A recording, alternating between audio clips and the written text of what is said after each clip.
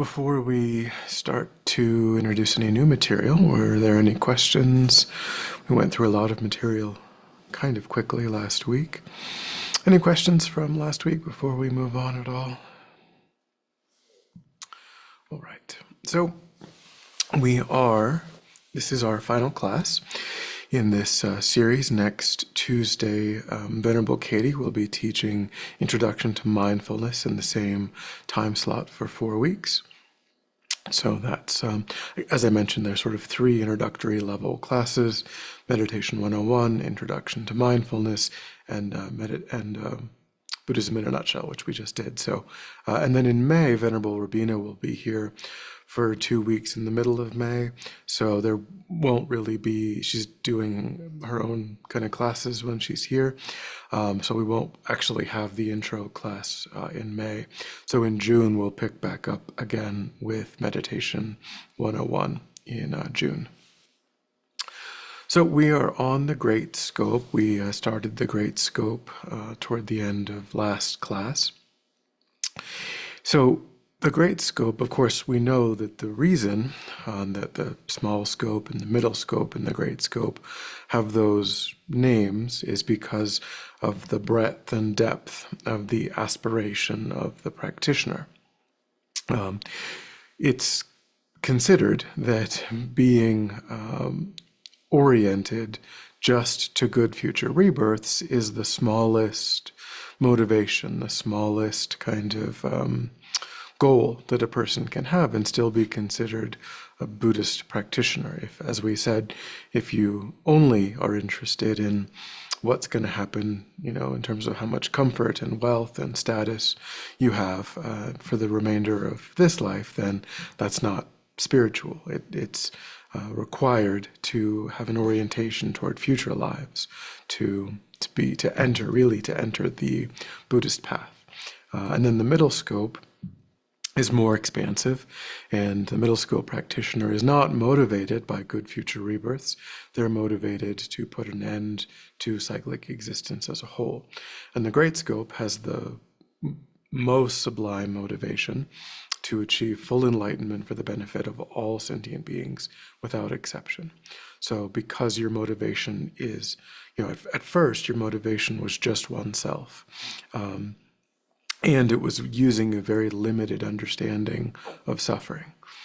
Then your motivation in the middle scope was still really just oneself, but your understanding of suffering was much greater, and you were motivated to put an end to all suffering and not just, so at least you're talking about all of your own future rebirths, right? That's a lot of sentient beings that are going to inherit that mind who no longer would suffer if you put an end to all suffering, even though it's just for your one mind stream.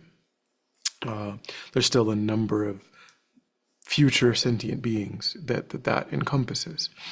And then with regard to the great scope, we're motivated to put an end to suffering for every mind stream, every sentient being in all of existence, not just every human and every animal, but every sentient being in every realm of existence.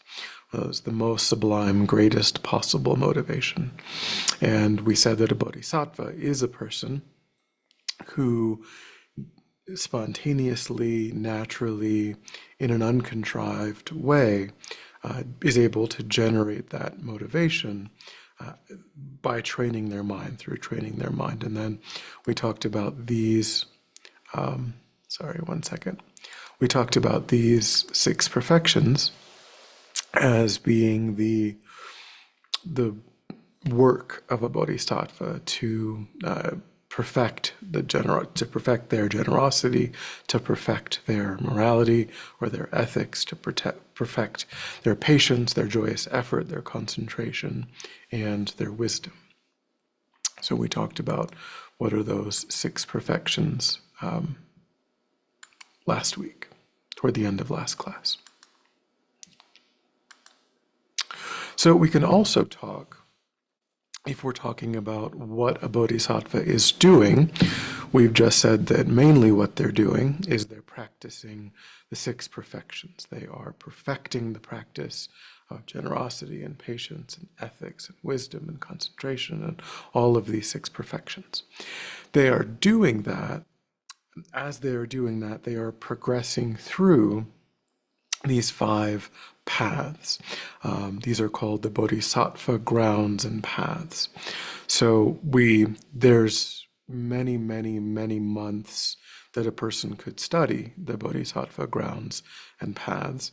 It's presented in incredible detail in more advanced teachings.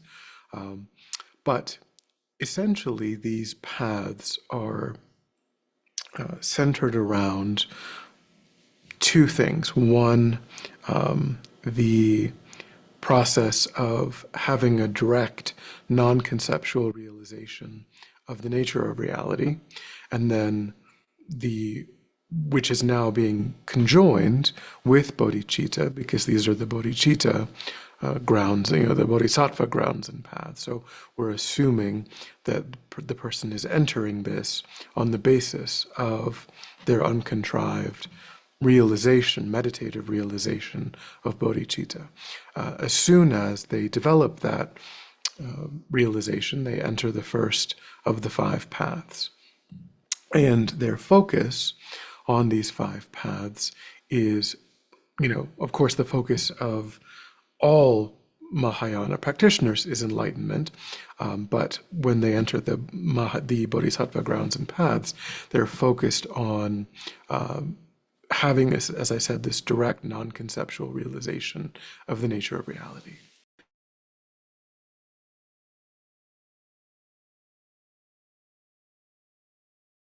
So on the first of the five paths, it's called, as it says here, the path of accumulation.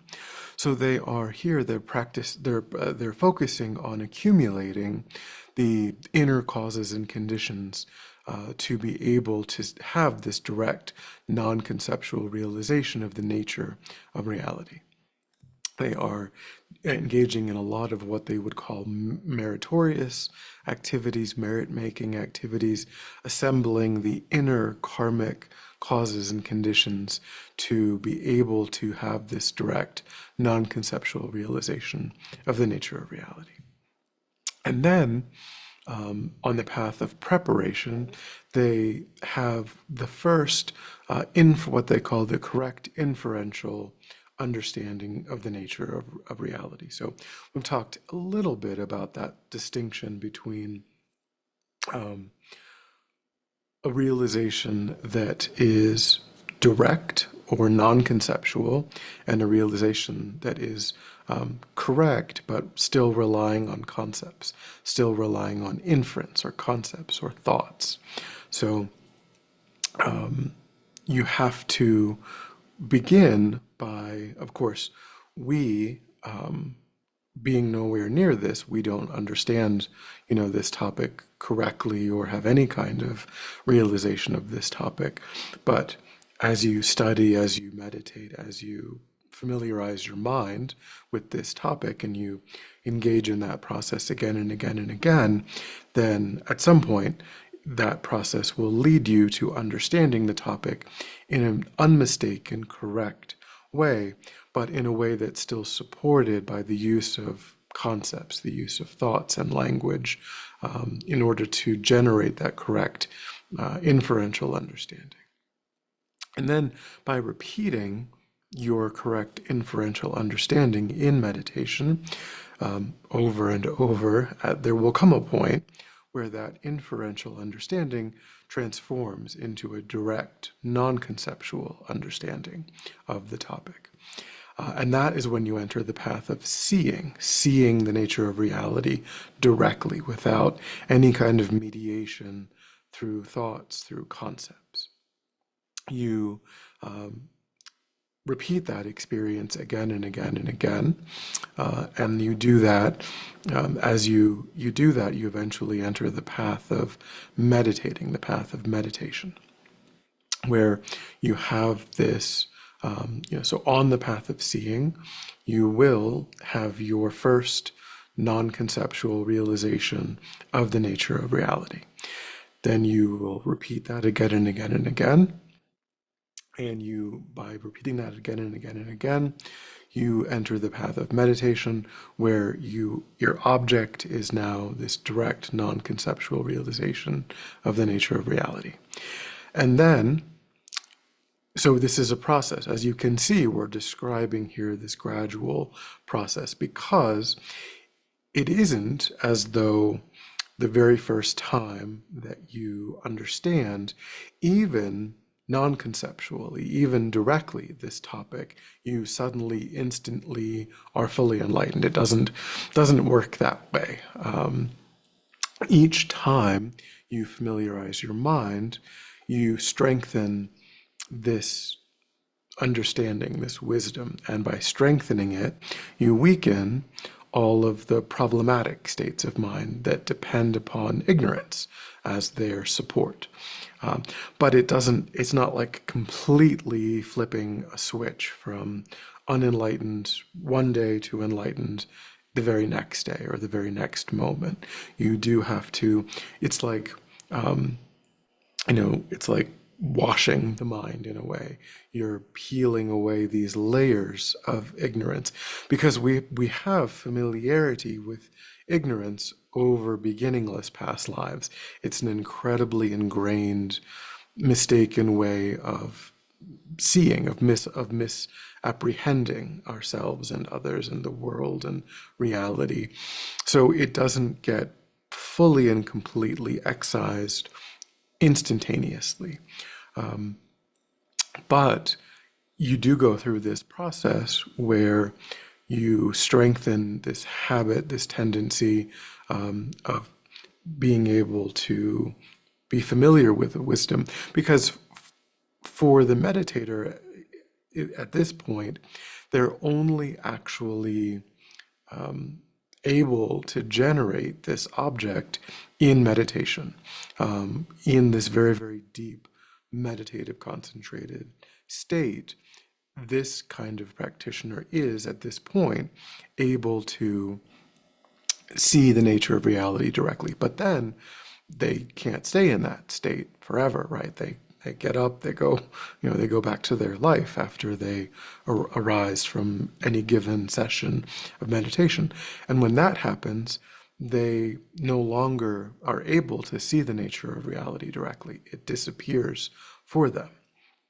They still, it's not like two completely separate things, as I understand it. They still have a memory of what that was like, and it still influences their waking daily life, but they can't actually bring it back. They can't have that exact same experience while they're going about their lives.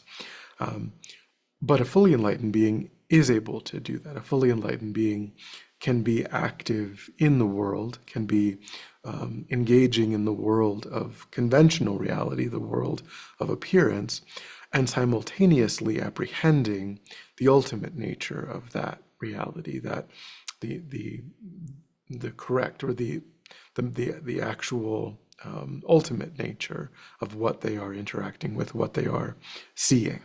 But even for a high-level bodhisattva, they can only actually see the world of appearance when they are in their daily life. So the path of no more learning is basically Buddhahood. This path culminates through the repetition of this direct, non-conceptual realization of the nature of reality. You do eventually be able to combine interacting with conventional reality and ultimate reality simultaneously. And that is what a Buddha can do. And that's reserved only for enlightened consciousness. So your mind does transform through this process into the mind of a Buddha. Of course, assuming, naturally, of course, that you've already mastered the small scope, you've already mastered the middle scope, you've got this uncontrived realization of bodhicitta, and now you're just mainly focused on this, the process of familiarizing your mind with the nature of reality again and again. Okay. Any thoughts or questions so far? We'll go into what that means in this class. But any other thoughts or questions other than what is the nature of reality, which we'll touch on a little bit. Okay, so we're going to go in a little bit of a related direction. This is the next verse in the foundation of all good qualities. So it says, once I have pacified distraction to wrong objects and correctly realized the meaning of reality, please bless me to generate quickly within my mind stream the unified path of calm abiding and special insight. So calm abiding we talked a little bit about, and we're going to go into a little bit more detail. Calm abiding is a level of meditative skill where the practitioner can enter a very deep state of concentration at will very easily. They can sustain that state for days or weeks, and when they are in that state, whatever object they choose to bring to mind is an object that never will waver from their concentration. It will never diminish in its intensity, its clarity, its vibrancy. There will never be any other distracting thought or feeling or emotion or memory. Only the object, the chosen object, will arise. 1 second.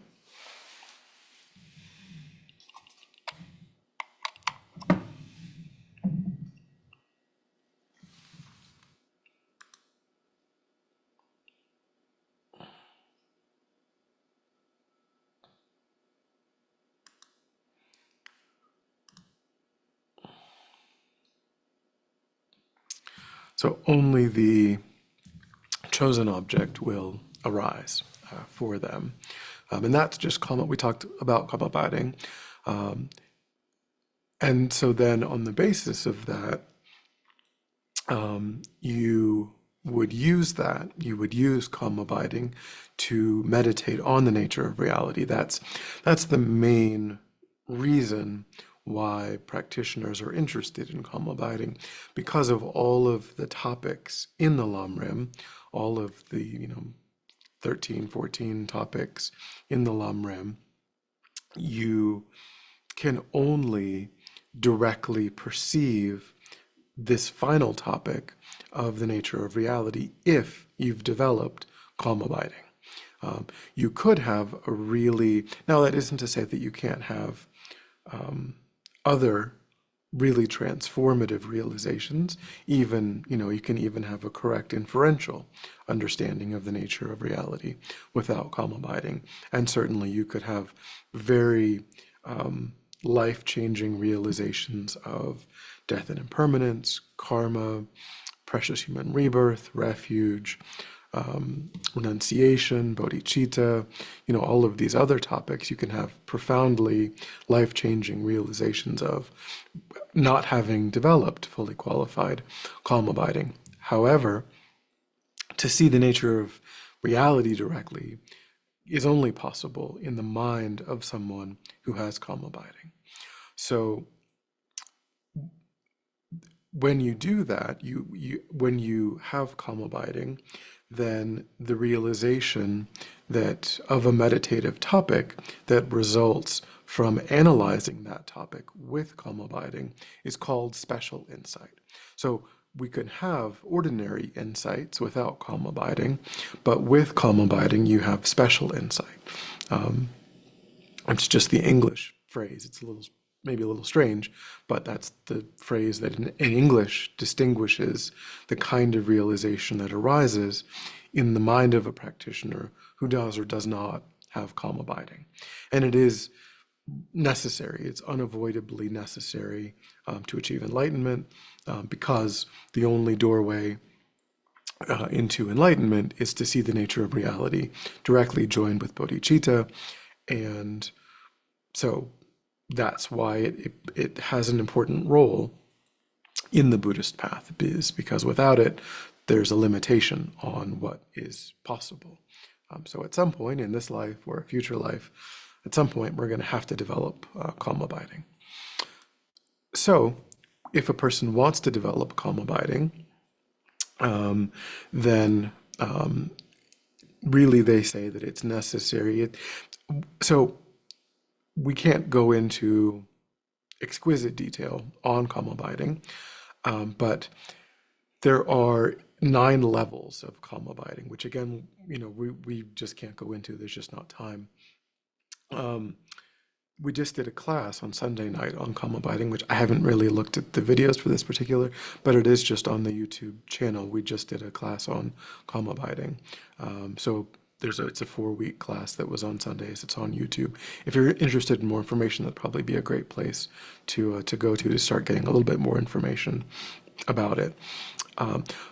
So the idea that there's 9 levels, right? It's arbitrary. It's kind of a made-up way of talking about concentration, because you could say, well, no, there's 15 levels or there's 25 levels, right? It's a way of each of these levels is a way of talking about certain characteristics that at level 1, a person is like this. They can remain concentrated on the object for a certain amount of time. The distractions have a certain kind of intensity, a certain kind of frequency. It's just a way of characterizing how concentrated that practitioner is.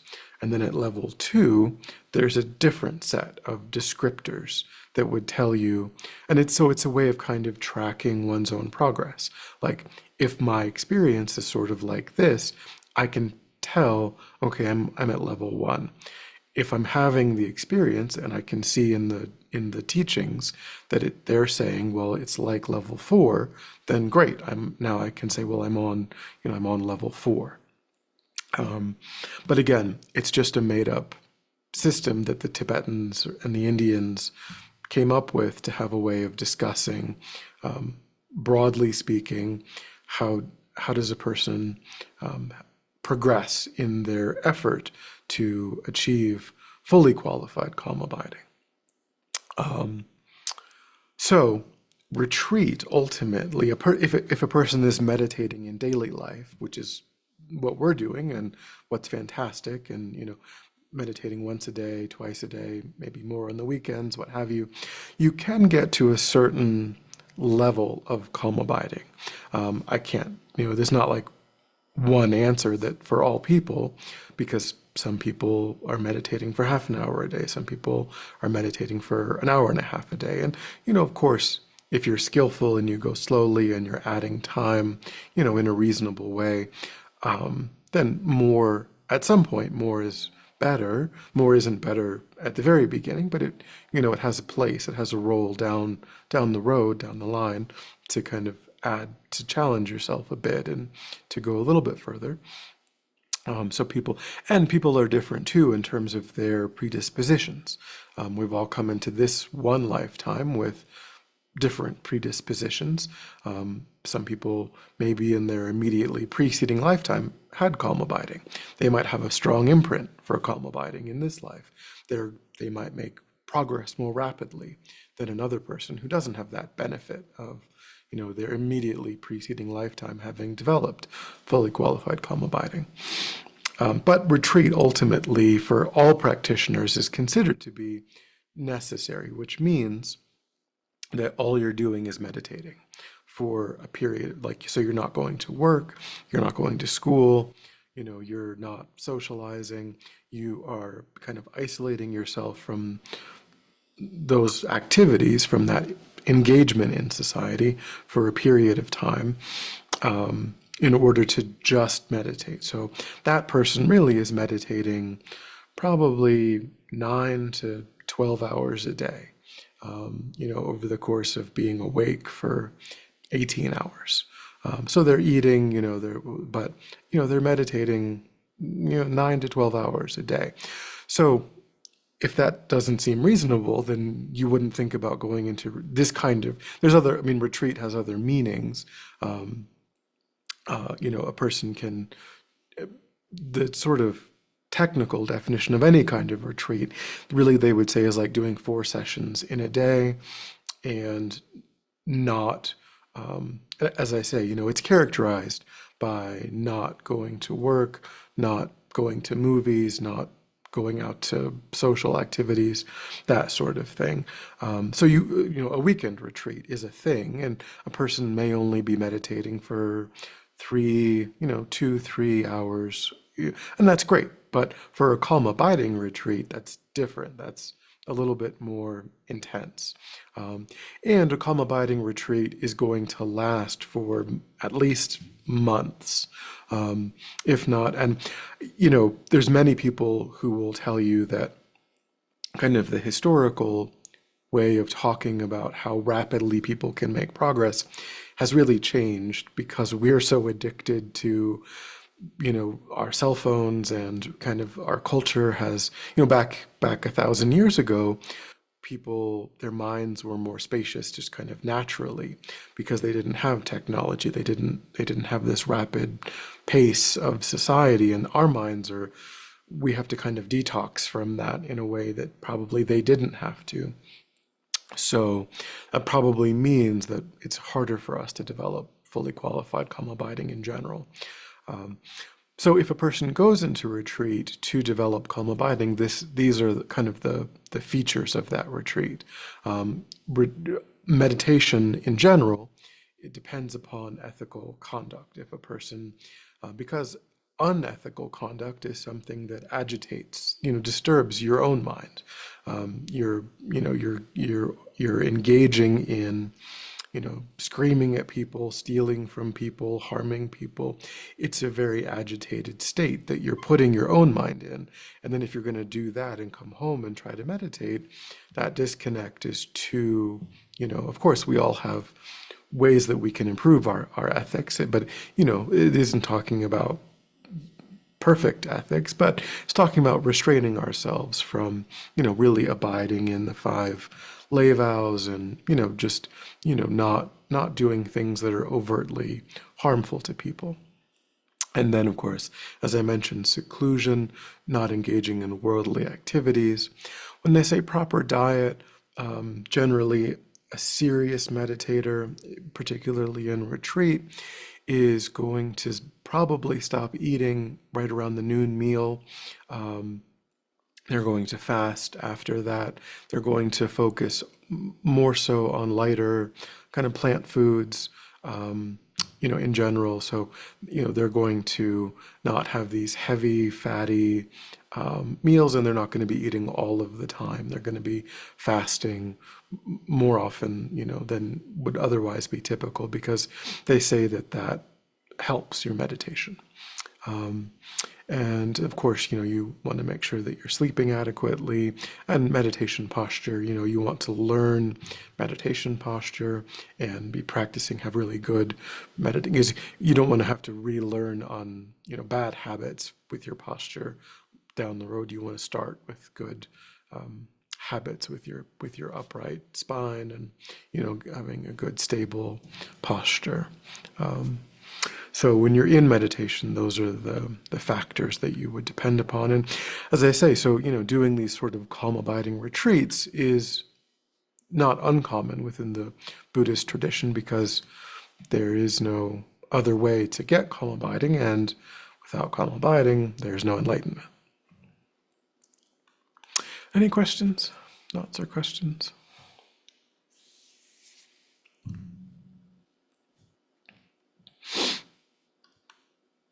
Okay, so finally, we are able to talk about this idea of the nature of reality, this idea of what this is kind of all about. What is everything leading to in Buddhism? What is the Buddha preparing our mind with all of these other things, preparing our mind to be able to do ultimately. Now, of course, this isn't the only thing that the Buddha taught, because there are broadly speaking, there are two types or two they call it method and wisdom, two aspects to what the Buddha taught.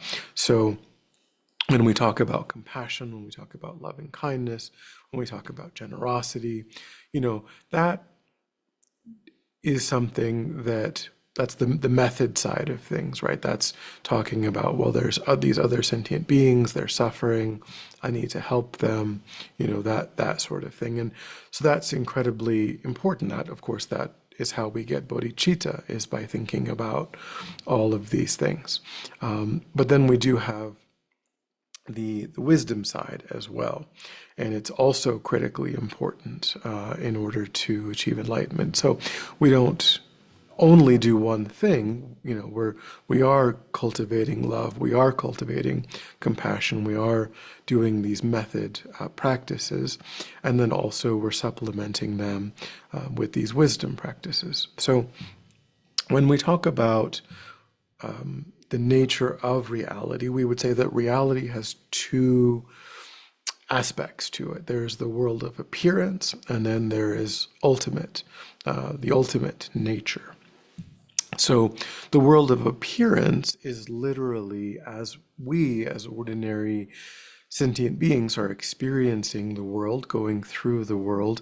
How does the world appear to us? How, when we are just living our lives, and we're tasting, we're touching, we're seeing, we're hearing, all of these objects of cognition, how is it that they appear to our ordinary mind?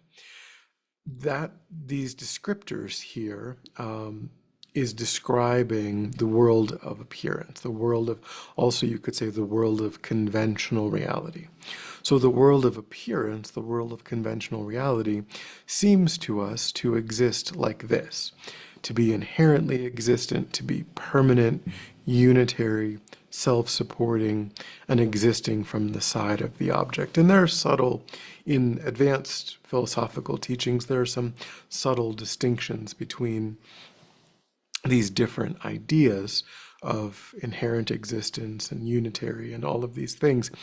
But essentially, what we're getting at with these descriptors is that for us as ordinary sentient beings going through the world and having subjective experiences, every experience that we have, we're interacting with something out there. We're interacting with dogs and cats and people and pens and papers and computers and tables and cups and all of these objects that exist, that we're seeing and tasting and picking up and moving through and using in various ways. And each of these phenomena seem to us as though they are set up, as it says here, from the side of the object itself. That the cup that's on our desk is a cup hanging out on our desk. And if we leave the room and we come back, we're in the hallway and we're like, well, yeah, that cup is hanging out on my table in my room. There was nobody there. Nobody came in. When I come back, it'll still be there. If I go into the other room or I go outside, I come back, same cup, same table, because that cup, that table it has its own status. It has its own, it's set up from the side of the object. It has a nature. It has an essence of cupness. So we think, so that's the world, that's how the world of appearance is like for us. We say that everything that we see, taste, touch, smell, hear, etc., these are phenomena, these are objects that we believe have a status, have an essence that has absolutely nothing to do with me as the observer, has absolutely nothing to do with me as the conscious observer, participant in that interaction with the object.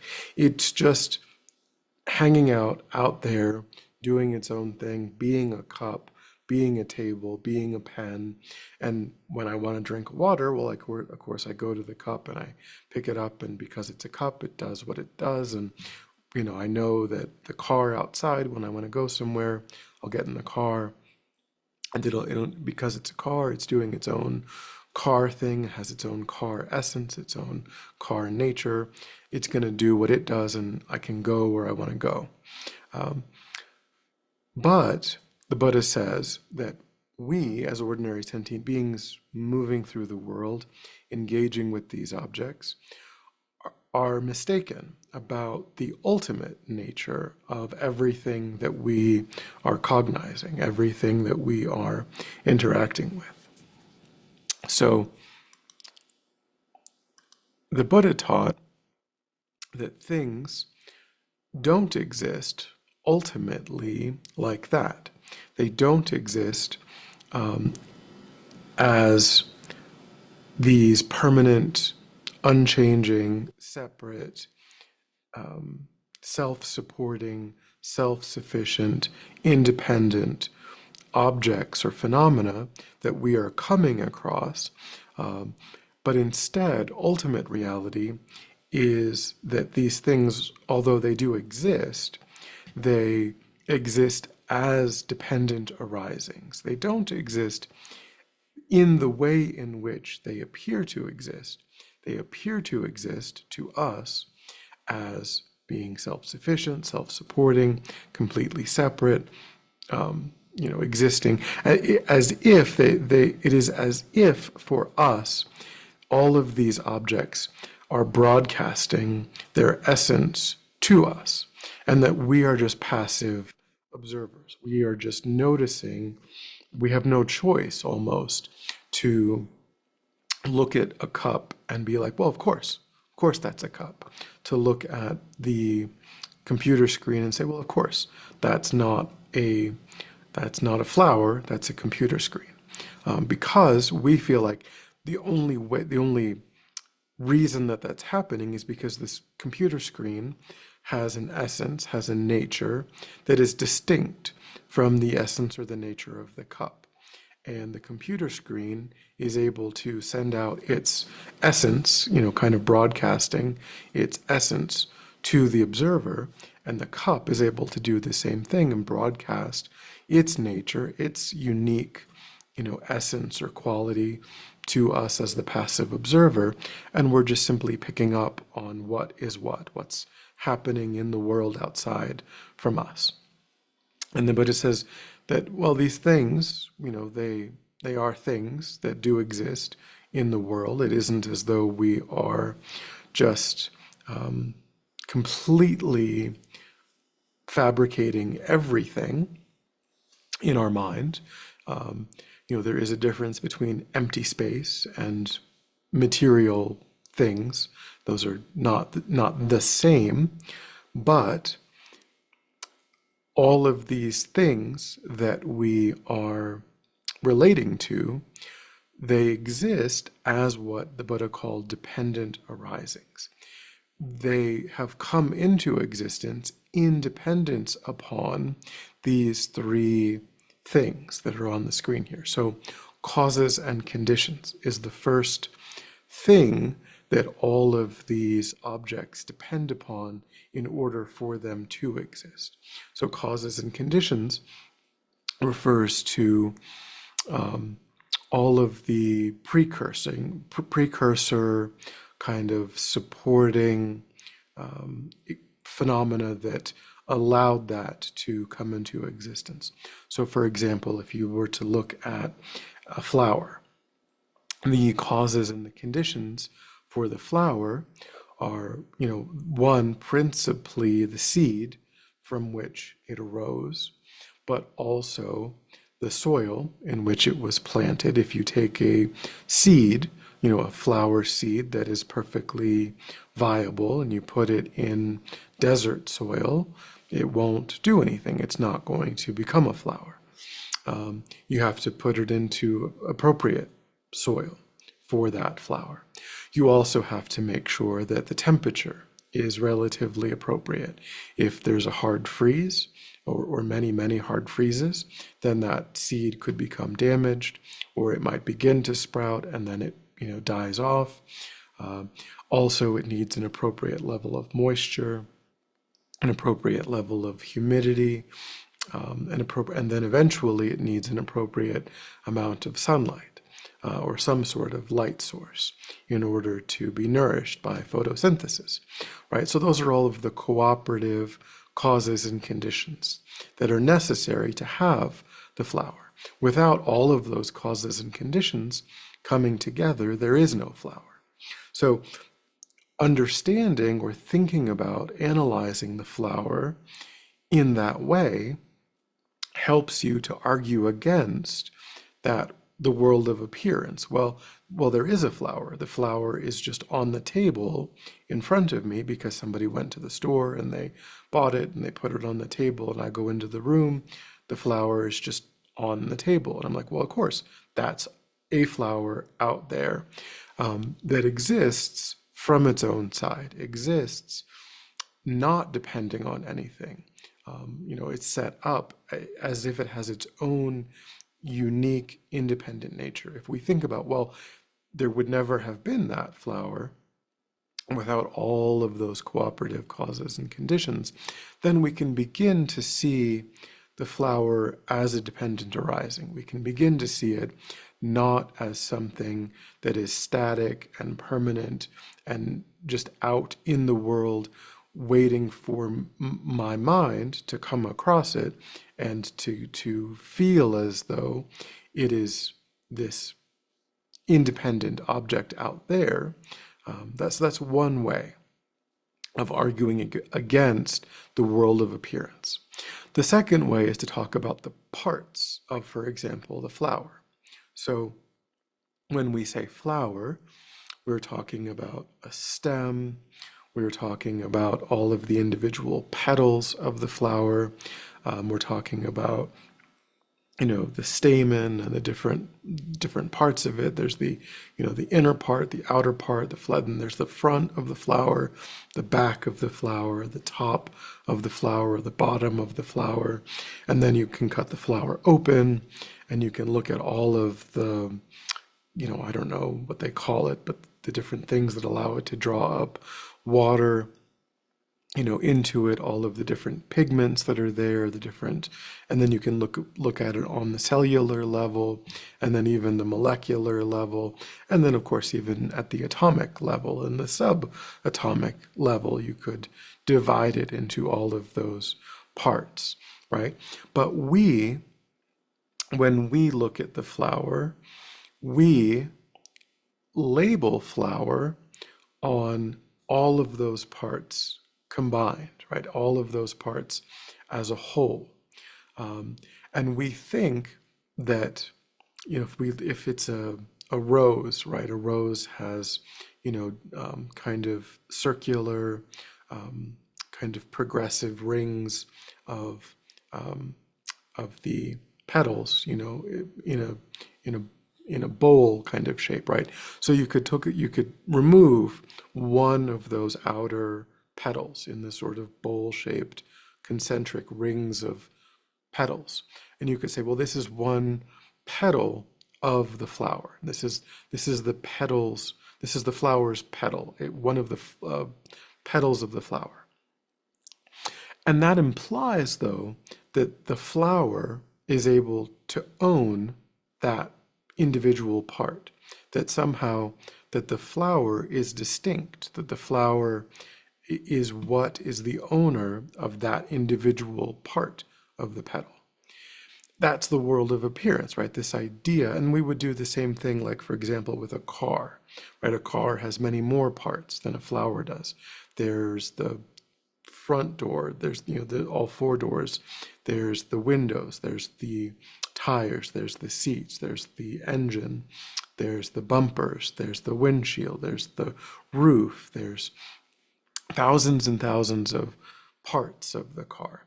So if you took the handle off one of the doors, you would say, well, I have this car's handle in my hand, which again implies that somehow this idea, this label of the word car that we have attributed to this phenomenon that is in front of us, that car is in possession of its own handle. Just like we would say, well, this is my finger, right? I am some phenomenon that somehow is able to be in possession of this finger of mine. This is my finger. And so what the Buddha is saying here with this second thing, this second way of understanding dependent arising, is saying that the label of flower or car or table or chair arises not only in dependence upon causes and conditions, but it also arises in dependence upon all of the specific parts of that phenomenon. So this is another way of arguing against this idea of the object being unitary. We said that unitary was one of the features of the world of appearance. It is as if the cup is one thing, the car is one thing, the flower is one thing, and that one thing has an essence that permits it to be the owner of all of its parts. And the Buddha is saying, well, no, not really.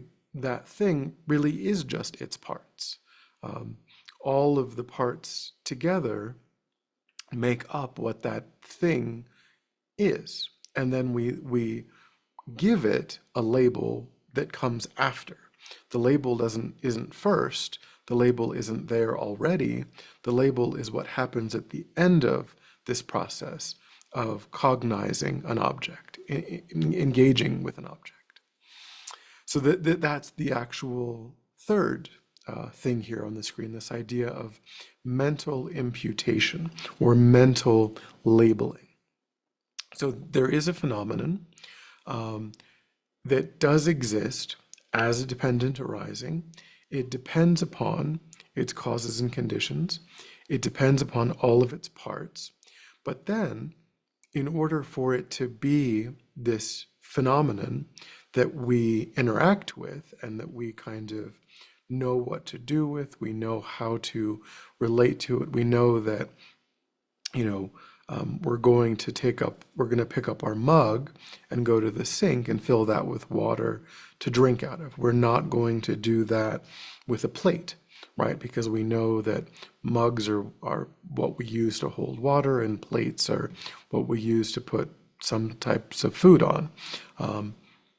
And that there are bowls, even for like soup, right? We wouldn't put soup on a plate. We would put soup in a bowl because that's what a bowl is for.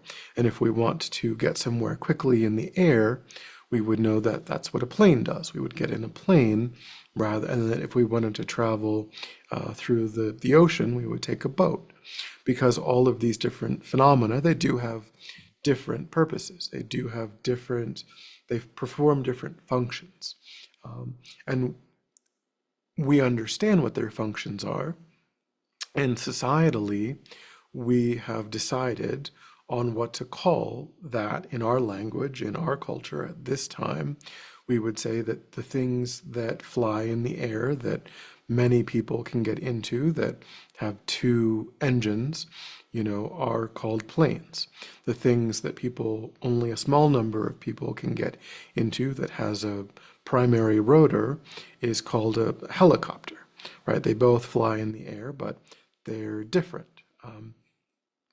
A dog is an animal, a cat is an animal, but cats and dogs are different. Lizards are also animals, but lizards are different than cats and dogs. And we make all of these distinctions through mental imputation, through looking at the causes and conditions, through looking at the parts, and then kind of thinking about, well, what function is it performing? How is it similar to other things? How is it different from other things? How do we conventionally categorize it into ways that are meaningful in our society, in our culture, to kind of get things done?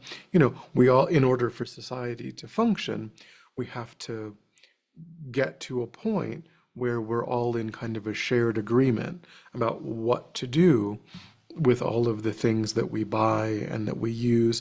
Because if everybody had a very different opinion about what to do with all of these things, it would be chaos, right? So we learn in our society how things function, what their functions are, what to call things, what to do with things. But this is learned, right? This is cultural. This is something that we are taught, that we are over time, that we understand. We're not born knowing how to use a fork, how to drive a car. That, little children, they don't know that, that the couch isn't what you jump up and down on, and we know that, well, that's the thing that you sit on, and but they just think of it as a toy, right? They have to learn over time through mental imputation, through mental labeling, what things are for, what their functions are, and so on. So everything exists, but what the Buddha is really saying is he's critiquing the the the way in which we believe things to exist. He's saying that we are mistaken when we think that we don't bring anything to the process of cognizing the things that are around us. So really, this idea of the nature of reality, it isn't actually saying anything about things. It's really a critique of how sentient beings develop knowledge about things. Um, because we believe, when we don't analyze, when we are just kind of living our life, we don't look at the things around us through the lens of dependent origination.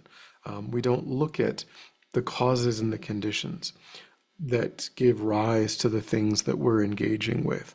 We don't look at the fact that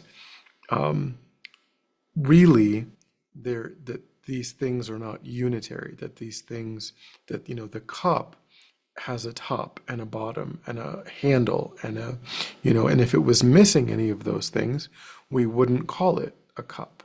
We just think, well, it is a cup from its own side. It's not a cup in dependence upon the combination, the unique kind of features of that cup. We don't analyze in that way. When we do analyze in that way, we can come to an understanding. We can use our wisdom to come to an understanding, to recognize that there is no independent, self-existent, unitary, permanent cup that is outside of myself, that is broadcasting some essence to me that I am just passively receiving. That's what's really good about all of this, is that we can use our own intelligence, our own wisdom, to analyze and come to an understanding that yes, there are things that are in the world, but they simply don't exist in the way that I've always believed them to exist, because I've never really thought about it. I've never really analyzed. I've never really tried to break down how they exist. I've just sort of accepted the world of appearance as it is, uncritically. So ultimately, the most important way of applying this way of thinking is with regard to oneself, because oneself is a phenomena, just like everything else is a phenomena, tables and chairs and cats and dogs. Oneself is an object of awareness, an object that can be cognized. And oneself is where the negative mental states are arising, right? Hatred is arising in my mind. Jealousy is arising in my mind. Ill will, malice, covetousness, impatience, all of these are states of mind that are occurring in my mind. And my mind is an object just like every other object. And so my mind and my body are something that can be analyzed in exactly the same way. And it is also true that we relate to ourselves in the same way that we relate to things outside of ourselves, meaning that we don't analyze ourselves in the same way that we don't analyze anything around us.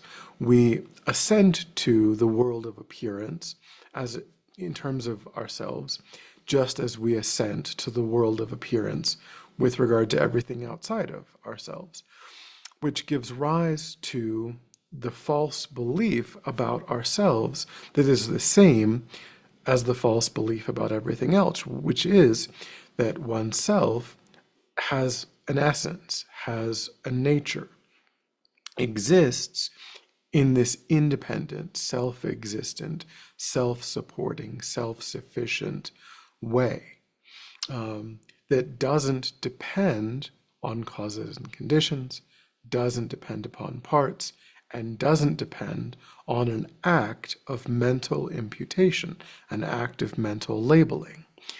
And the Buddha says we can apply that analysis to oneself in the same way that we can apply it to all other phenomena.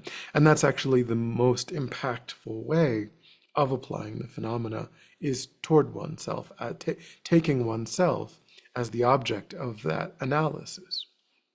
And the Buddha's observation is that anything that we look at through that lens, we will come to see doesn't exist in that independent, self-existent, self-sufficient, self-supporting kind of fantasy way that the world of appearance would have us mistakenly believe. And when we can come to recognize that about ourselves, well, then that means that my thoughts and my desires and my, the things that seem so critical, so important, so, energizing, really don't have that solid status that they had before.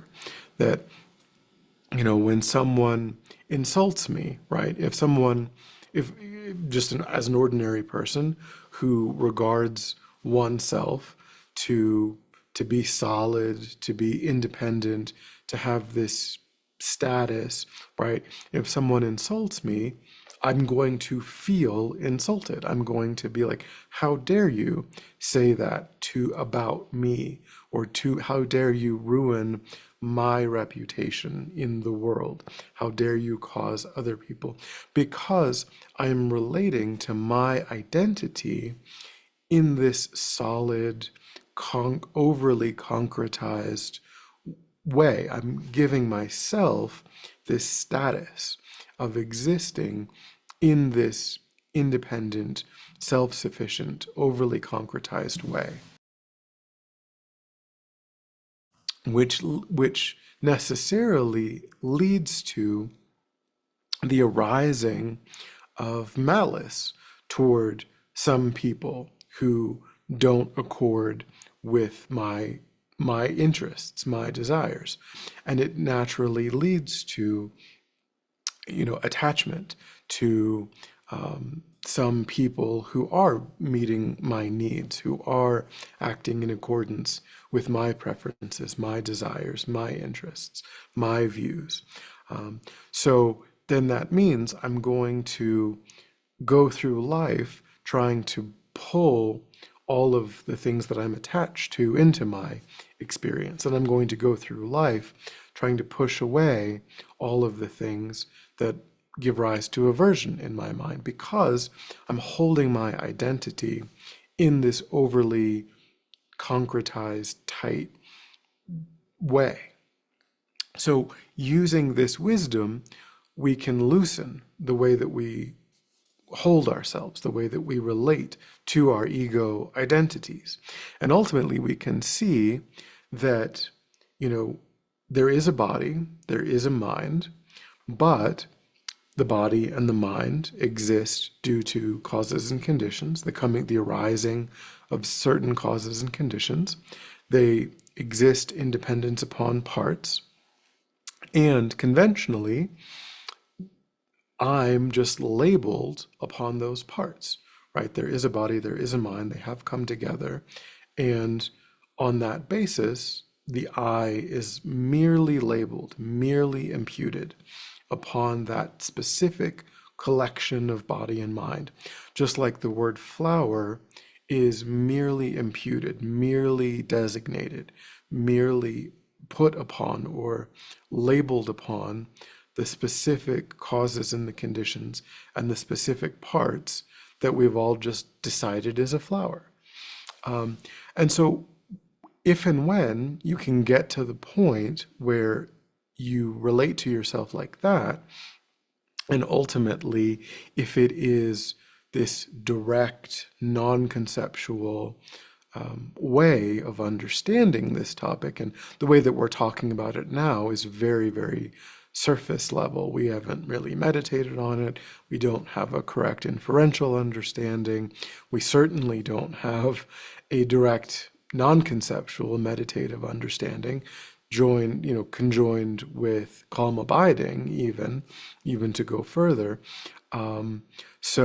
But if we had all of those things, then we would be fully enlightened. We would have no grasping at an ego identity at all. We would see it as this label that doesn't have any independent status, that there's no there, right? There's nothing to actually, that, when someone says something terrible to us, it would just be like sound that we would understand their meaning, but there's nothing, it doesn't hit, there's no target for that.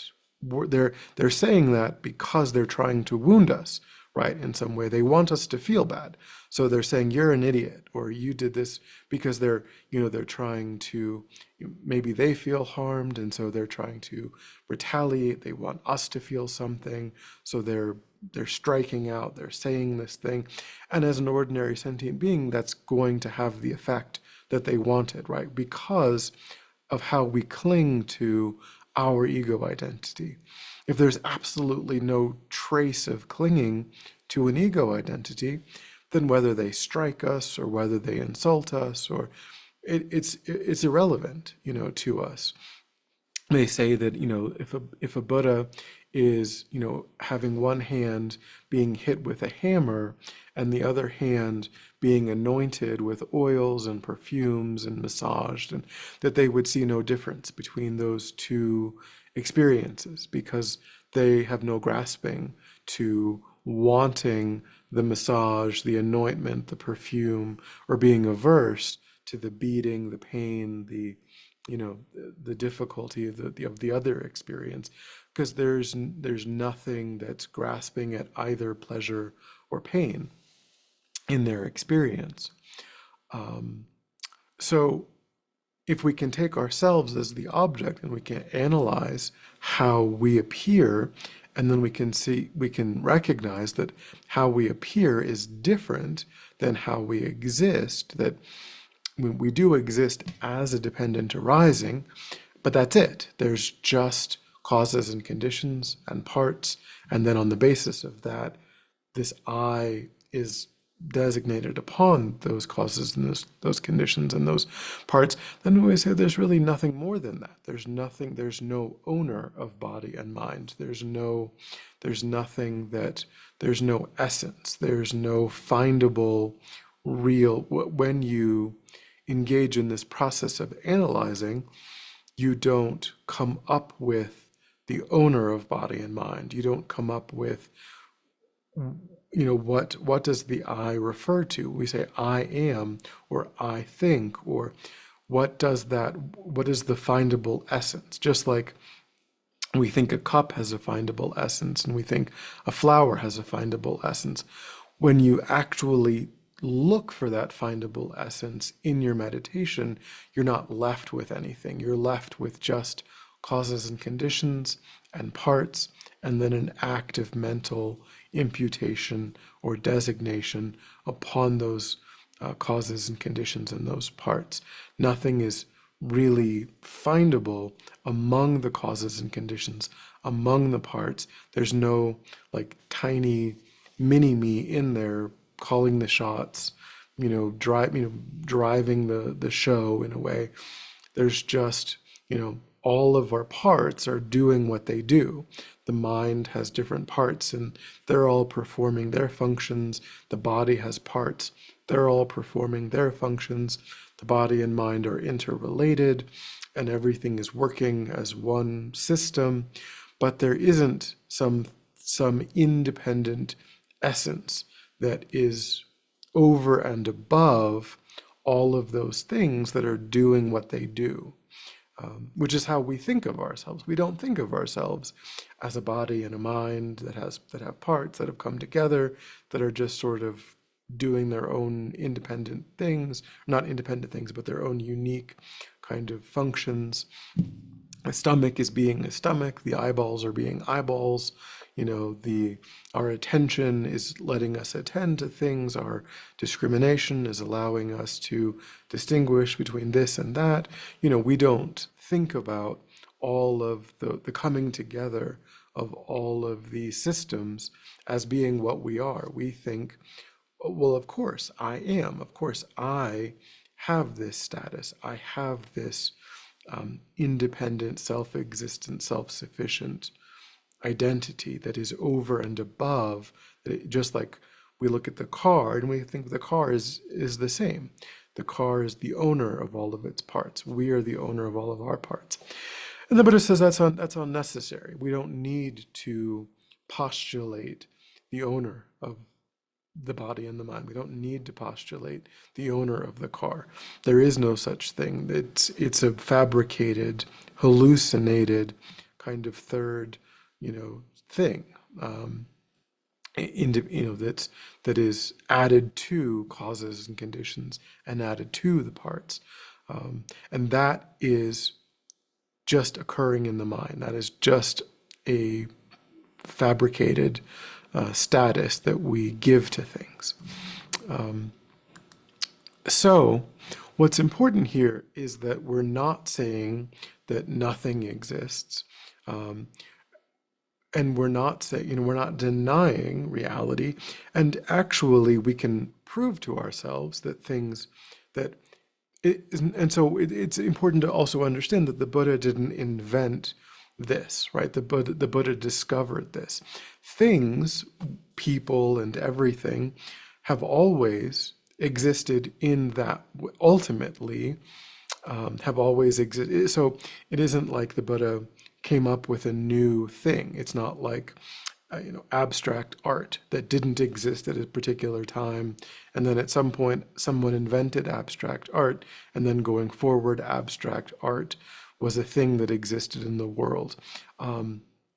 Because if things didn't exist in the way that the Buddha came to understand them to exist, then things couldn't function. And things do function. Things have always functioned. And so because they function, they are empty of inherent existence, independent existence.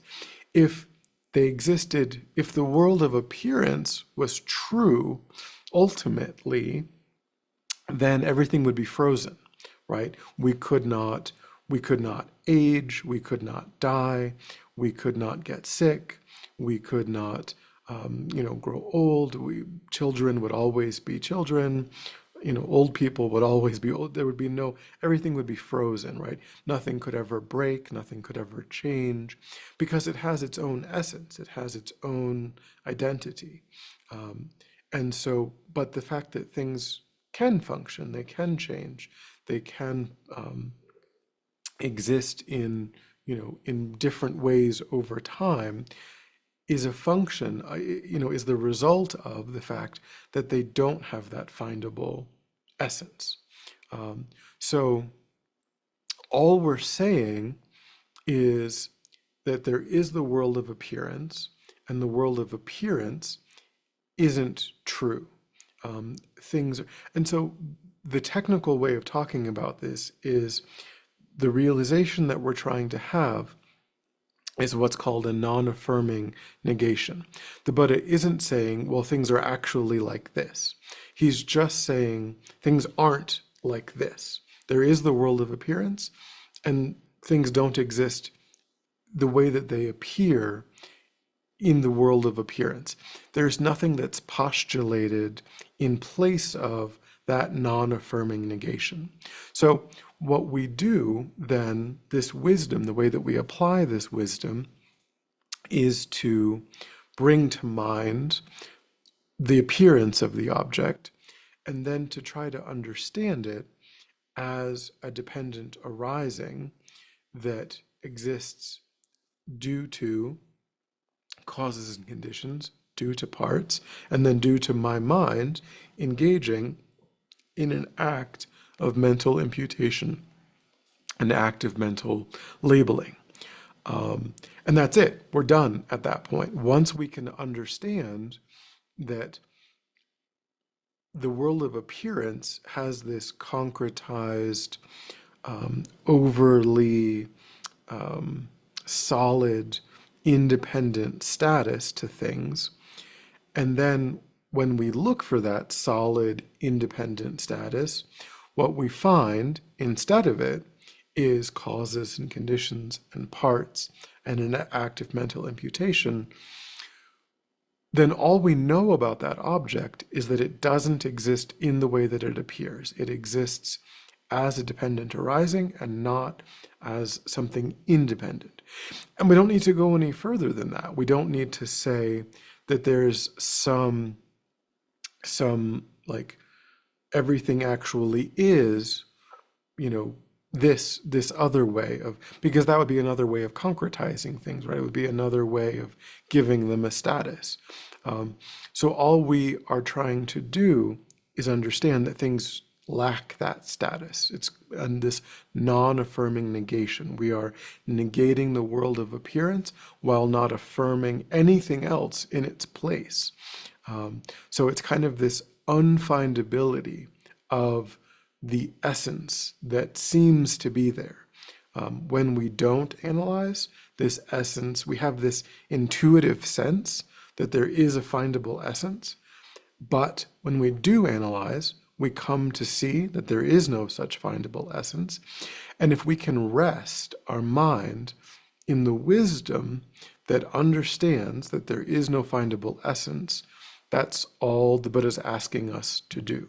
And by doing that, we undermine that intuitive, wrong perception of things as having a findable essence. And eventually that liberates us. That will liberate ourselves from cyclic existence. That will liberate ourselves from suffering, because essentially the reason is that at the time of death, our body and our mind will separate, right? That's unavoidable. And if at that moment we're ordinary, we don't have this direct non-conceptual realization of the nature of reality, and we haven't cultivated that even into the point of being enlightened, then a karma will ripen in our mind at that time, because as we are dying, we are undergoing a really dramatic change in our experience, right? We are accustomed to being alive. We are accustomed to hearing and, being able to utilize our senses, being able to utilize all of our senses, the five bodily senses, the mental sense, consciousness, to be able to, think about the world, to make sense of what we're experiencing.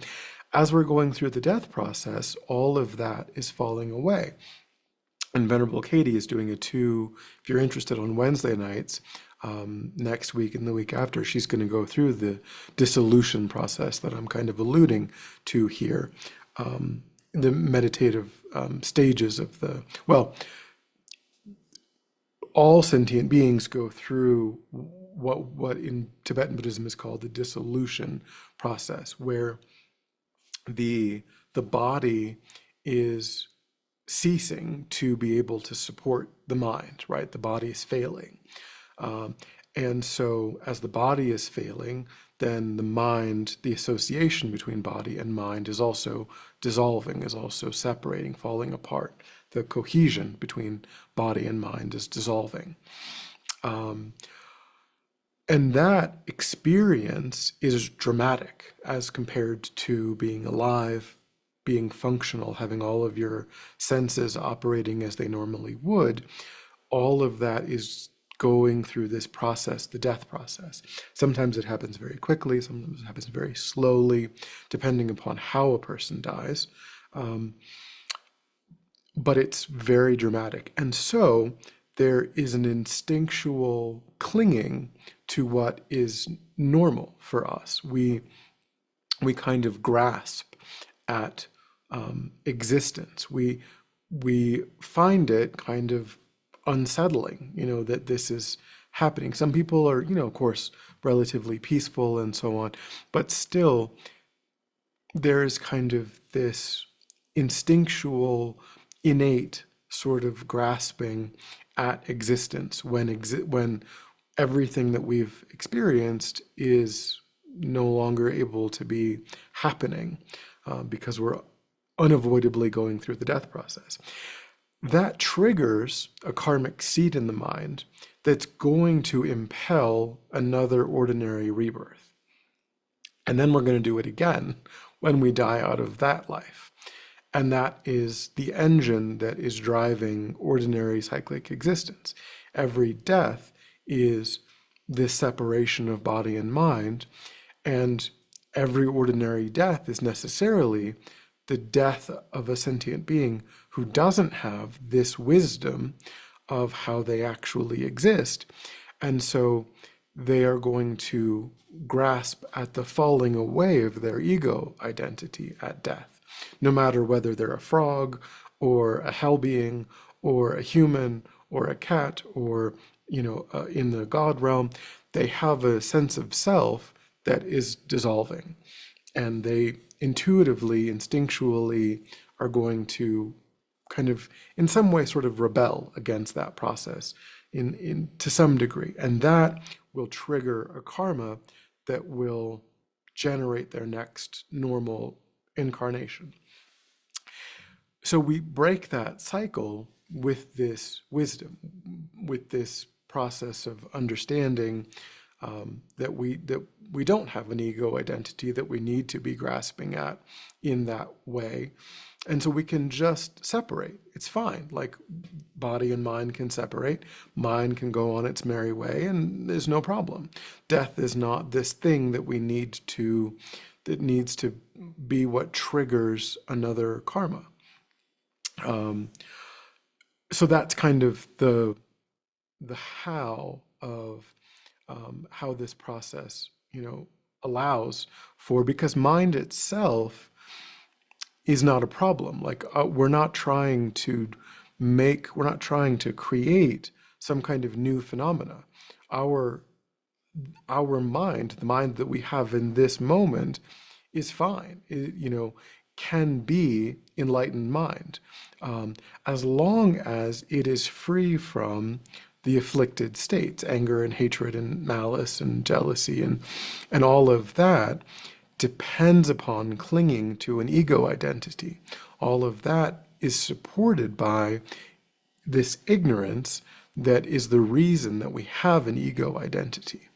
So if we can get rid of all of that, then our mind can just separate from our body at death, and it can do its own thing as mind itself, and mind itself free from ego identity, self-grasping, self-clinging, and all of the afflicted states that come along with that process, is enlightened mind, is the mind of a Buddha, is fully enlightened consciousness, when it's joined with the impulse of bodhicitta. That is a necessary impulse that we have to kind of add. Otherwise, we would achieve individual enlightenment. So, we do have to add kind of that orientation, because that orientation is what will drive enlightened mind to want to take intentional rebirths for the benefit of sentient beings. So it is possible for mind to separate without that impulse, without that sort of familiarity. And we do want that impulse, we do want that familiarity. So bodhicitta is an important step as well, if full enlightenment is the goal. But we're not making a different mind. We're not fabricating some new thing. We're just eliminating our grasping to an independent ego identity that is itself something that we invented, is itself something that doesn't exist. It's false. We just strongly assent to that appearance. We buy into it, we believe it. And so there are implications to that are keeping us stuck, that are keeping us creating lifetime after lifetime after lifetime, creating the causes and the conditions of more ordinary lifetimes, which from the Buddhist perspective is not what we would prefer. Okay, is there anything on? Nope, there's not. Okay, so that is, I think, essentially what I wanted to cover. So, any, I, in the 5th class, I always feel silly.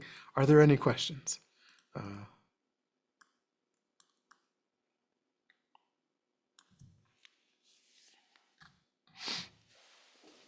Because I know I was just like, well, that's what enlightenment is. And of course, there's it's not clear to anyone, what it's something that we have to, it's unfathomable, right? These realizations that a Buddha has. But yeah, I mean, what's really important to understand is that all of the great masters are telling us that we can use, just as an ordinary sentient being with normal intelligence and a body that just kind of normally works and a mind that normally works, we can use that to do this. We don't have to. It's not our level of wisdom, our level of, the Buddha wasn't always the Buddha. Lama Tsongkhapa wasn't always Lama Tsongkhapa. They were just ordinary sentient beings that had just as much delusion, just as much affliction, just as much negativity as is characterizing our experience. But slowly, they just taking advantage of our innate ability to, because what the Dalai Lama, what they point out is that the ego identity, it depends upon ignorance. It depends upon that which is not true for its support. And so it can be seen through, it can be overcome with the light of ignorance. There isn't anything magical or that we don't have, that we don't possess, that we need to bring to bear to cause that to happen. The afflictions, the ego grasping, the support of it is a falsity, is a mistaken apprehension, is a fiction.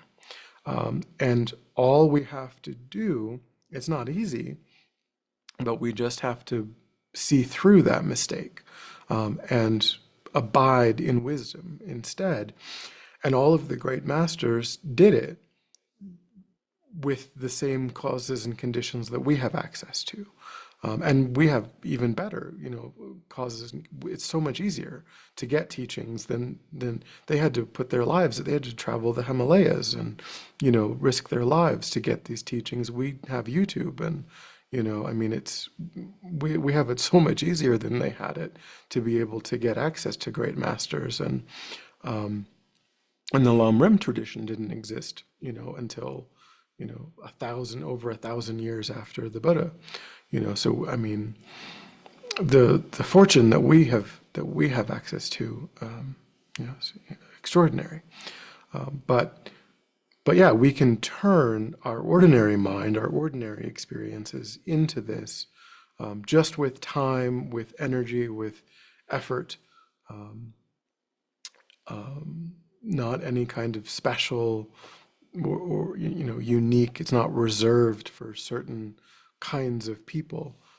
We are the people that can do this by definition.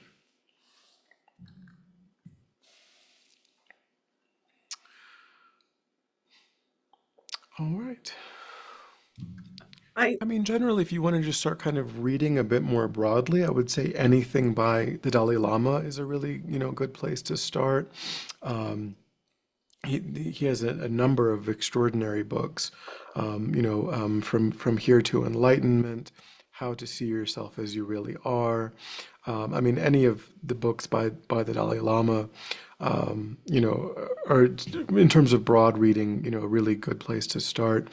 Lama Zopa Rinpoche has, great books as well on he's pretty intense, his books. He's not messing around. He really gets to the heart of things. He just tells you, he really doesn't pull any punches, in his teachings. But I mean, how to practice Dharma, Bodhisattva attitude. His books are amazing. Um, so I'm going to say at the very beginning, I think it is good to read a little bit broadly, like the Dalai Lama, Lama Zopa Rinpoche, kind of just more broad reading. Um, if you want to read something on meditation, then how literally the book is called How to Meditate. The one by Kathleen McDonald, is a really probably the best book for kind of learning how to start a meditation practice. The Meditation 101 class that we have here, we'll kind of go over the basics of starting a meditation practice. And then, at some point, if a person wants to get serious into Tibetan Buddhist study, and meditation, then Yangtze Rinpoche's Practicing the Path is a really good, lamrim text to start with. And, from there, literally what you would, the lamrim really is the heart of Tibetan Buddhist practice. So, because what we're trying to do ultimately, well, this class was the lamrim, right? So all of the stanzas in the foundation of all good qualities is is a glance meditation on the lamrim. And then these lamrim books, they will give a whole topic, a whole chapter to each of the topics. So at a certain point, a person does need to study the lamrim if this is what they're serious about and this is what they really want to do. So at that point, you would begin to construct sessions of meditation out of the chapters of the lamrim, and it's going to. So there's supportive material like FPMT has a short booklet called Lamrim Outlines, which that can kind of help to give you ideas about. It won't really teach you the Lamrim, but it'll give you some ideas about how to construct sessions of meditation out of the Lamrim. There's another book called Lamrim Year by Lama Zopa Rinpoche and Lama Yeshe. That is a way of helping you to think about 365. It's called Lamrim Year because there's 365 contemplations on the Lamrim. So if you were like, oh, what should I do today? Then you could just take that day of Lamrim Year and kind of, do that. But still, I mean, you need to study the Lamrim independent of that too. It's not really going to give you enough information on its own, but it's a great companion to the study of the Lamrim. Um, so then basically what Lama Zopa has always recommended is that people spend of course, necessarily there's repetition that, that's involved. We're not going to get any of these realizations by just thinking about it for a short period of time. We have to really repeat, these topics again and again. So his recommendation is that people take a major topic of the lamrim and they focus on it for a month. Um, and so maybe for the first go around, you maybe don't do that. Maybe you read, first, as I say, you read broadly. Then if you feel like you want to read Practicing the Path, you would read through Practicing the Path from cover to cover, right? And then maybe every day you would do one meditation, from each of the topics. So you would just do one meditation on precious human rebirth and so on, um, to kind of give yourself some familiarity, with that, to kind of, just to put in your mind sort of what's the overall idea, what am I kind of doing as a whole. And then you kind of have to buckle down to some degree and start spending more time on each of the individual topics of the Lamrim.